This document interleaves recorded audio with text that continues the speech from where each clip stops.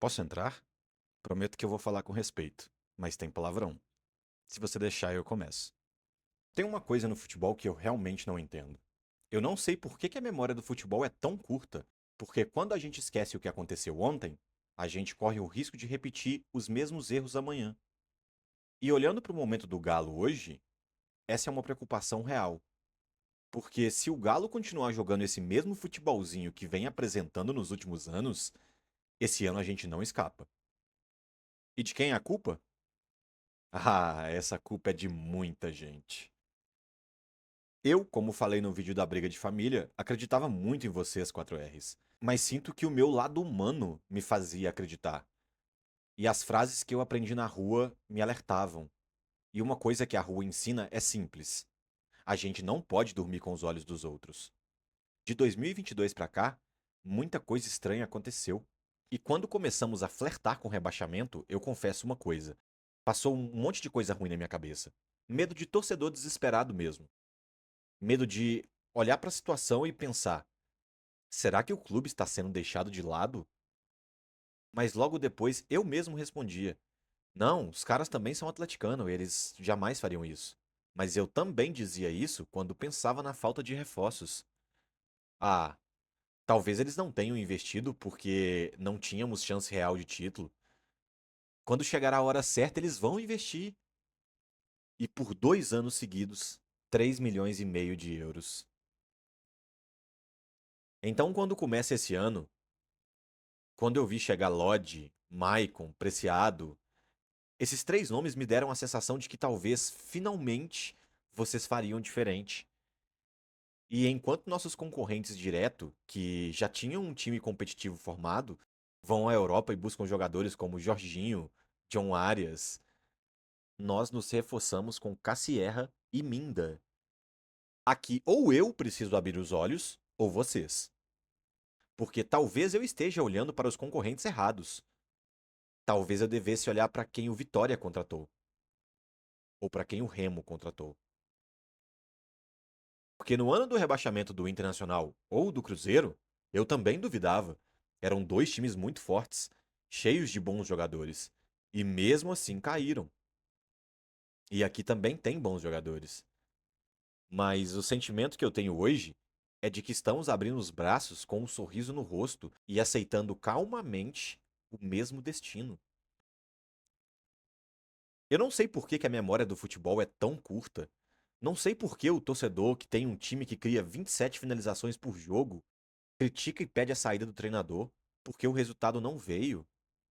Não sei por que a imprensa elogia tanto um jogador que só toca a bola pro lado, como se isso fosse algo extraordinário, quando ela mesma já viu tantos jogadores exercer essa função de maneira muito mais produtiva. Não sei por que dirigentes prometem transformar um clube em potência mundial, se, quando vemos as decisões, o objetivo parece muitas vezes outro.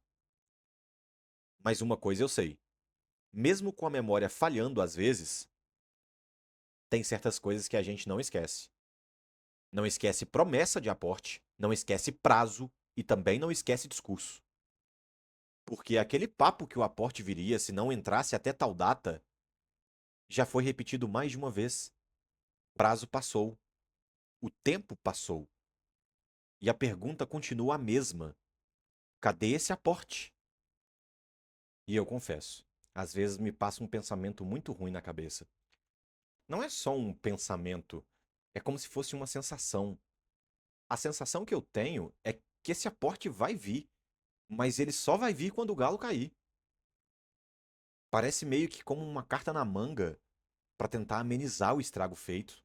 Um plano elaborado para que vocês possam ressurgir das cinzas.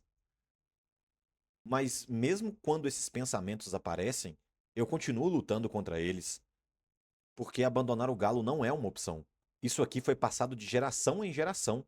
Então hoje eu faço uma pergunta simples: vocês vão esperar a tragédia ou vão resolver o problema? Eu vejo muita gente criticando o Brax, mas aqui eu reconheço a minha falta de entendimento. Porque eu fazia o mesmo no passado, quando os reforços que chegavam pro Galo eram fracos. Eu criticava o diretor de futebol. Até que nós viramos SAF. E desde então eu não consigo criticar porque na minha cabeça ele é só mais uma peça do tabuleiro, que tá ali pra talvez preencher um cargo. Porque não adianta nada o Brax sonhar como jogadores como, sei lá, um Pedro do Flamengo ou um Gustavo Gomes do Palmeiras. Se vocês disponibilizam uma quantia que pra ele gastar seja equivalente a Allan Kardec ou Júnior Alonso, então se tem alguém que tem culpa é quem controla o dinheiro do clube. Ou, pera, eu deveria dizer o dinheiro de vocês. Porque se a dívida do clube tem CPF, acredito que os lucros também, né? Assistindo essa última partida, meu desespero foi real. Esse time tem cara de rebaixamento. E o que eu me apego para tentar me manter tranquilo, eu me apego a uma pequena parte da minha memória que me ajuda pro futebol. Porque eu lembro lá em 24, quando o Lianco ficava fora, não só em 24, mas 25 a mesma coisa se continuou. O que caía não era só o desempenho defensivo, mas também o ofensivo. O Lianco é um zagueiro que, quando ele joga, ele contribui demais na parte ofensiva. Então, se o Lianco mudava a cara daquele time lá em 24, eu ainda acho que ele vai fazer o mesmo esse ano. Mas isso é só um achismo, porque até hoje ele não tem uma dupla de peso para jogar ao lado dele. Enquanto isso, dentro de campo, tem jogador que parece que está fazendo um favor de vestir a camisa. Scarpa, eu sou fã demais do seu futebol, velho. Mas parece que você tá sempre carregando um peso nas costas, sempre de cara fechada, sempre parecendo incomodado. Se tem alguma coisa te incomodando, joga isso pra fora, porra. Porque futebol eu sei que você tem de sobra. Alonso, máximo respeito, xerifão. Mas aquele lance pedindo impedimento em tiro de meta, ali pra mim pareceu um sinal claro de que alguns ciclos estão chegando ao fim. Alan Franco. Alan Franco corre, luta, suja o uniforme pra caramba. Isso é verdade. Mas quando chega a hora de construir, de ajudar na parte ofensiva do time, muitas vezes parece que a bola morre. É só chegar no pé dele que não tem mais construção. E tem muita gente que eu poderia citar aqui, mas se eu fizer isso, vai virar um podcast. Então, pra terminar, Hulk. Se tem um cara que pode entregar mais, é você. Eu vejo muita gente falando da sua idade, mas ninguém lembra daquele pique absurdo contra o Bahia ano passado. Ninguém lembra da velocidade naquele contra-ataque contra o Inter há poucos dias atrás. Eu sei que você ainda pode entregar, mas também sei quando você não está entregando. Então, faz uma coisa simples. Chuta pro gol de novo. Taca o foda-se pras críticas, irmão. Ah, e deixa o Scarpa também bater uma falta. Deixa ele bater um escanteio. Eu sei que a hierarquia existe, mas a canhotinha dele também tem história.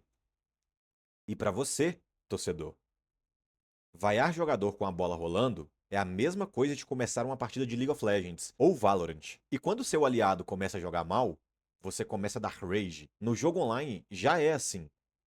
A pressão de 4 desconhecidos faz o cara jogar pior. Imagina um jogador com um estádio inteiro em cima dele.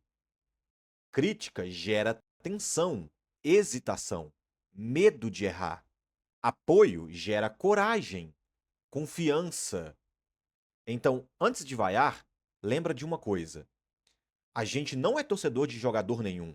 A gente não é torcedor de dirigente nenhum. Nós somos o Clube Atlético Mineiro. Um abraço e um beijo no seu coração.